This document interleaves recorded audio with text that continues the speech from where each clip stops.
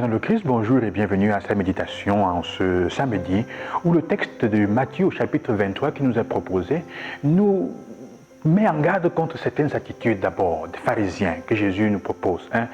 Il nous met en garde contre certaines attitudes. La première, c'est le fait de dire et ne pas faire. Qui de nous peut prétendre que sa conduite correspond exactement à l'idéal qu'il professe, aux vérités qu'il dit? Personne. Mais Jésus nous met en garde contre ça, de ne pas s'en vanter, que ça ne devienne pas un style de vie. Dans nos maisons, parfois, nous disons des choses, on prône des valeurs, mais nous ne les mettons pas en pratique. Les enfants copient.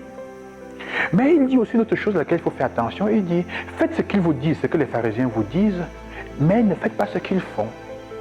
Ils ont la capacité de dire la vérité que le Seigneur propose. Parfois, on cite les paroles des textes bibliques bien, on le fait bien. Mais notre vie ne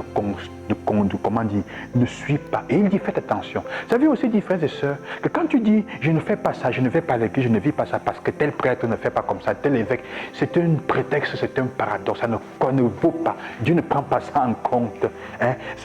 Il verra les choses avec le prêtre à part. Mais comme pour dire que tu vois l'or, tu vois un trésor quelque part, caché au milieu des excréments, et tu n'es pas capable de chercher à retirer ce trésor parce que tu dis que c'est dans les excréments, alors que ça peut t'aider.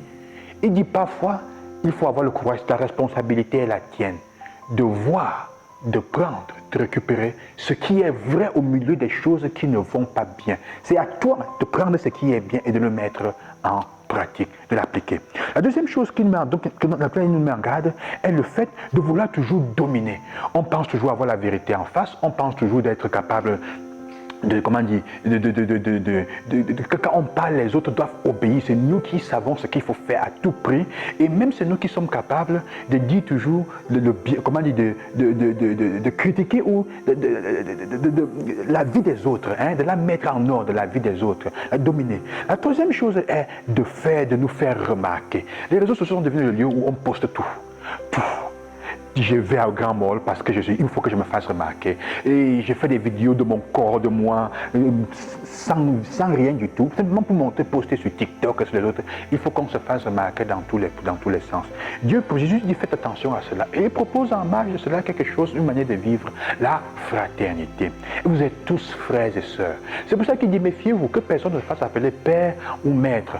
Même si nous continuons à le faire. Il veut dire, même toi qui le vis, vis-le, ne donne pas à un homme ce qui revient normalement à Dieu.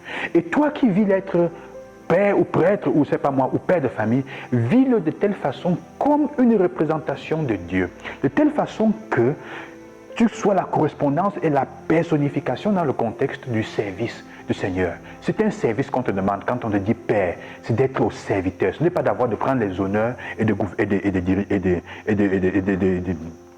dominer sur les autres. Pour cela qu'il met aussi en garde contre la fraternité, c'est marcher, c'est cheminer ensemble. Cheminer avec l'autre vers Jésus-Christ, avec le Seigneur. Ce n'est pas cheminer en compétition. Frères et sœurs, nous sommes toujours en compétition.